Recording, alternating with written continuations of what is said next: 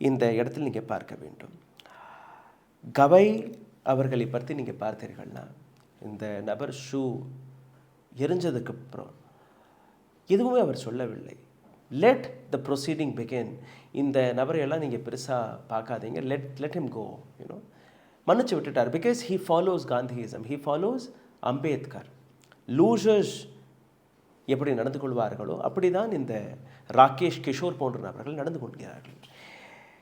Bar council of India இந்த நபருடைய லைசன்ஸை பறித்திருக்கிறார்கள். அதாவது இந்த நபர் இதற்கு மேல் எங்கேயுமே ப்ராக்டிஸ் செய்ய முடியாது.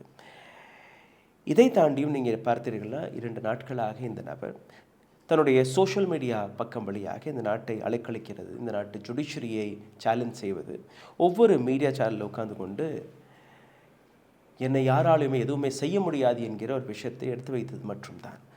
இப்போது இந்த நபர் மீது எஃப்ஐஆர் போடப்பட்ட உடனேயே இந்த நபர் மறுபடியும் டெலிவிஷன் மீடியாவுக்கு முன் வந்து நானும் தலித் தான் என்கிற விஷயத்தை எடுத்து வைத்திருக்கிறார்.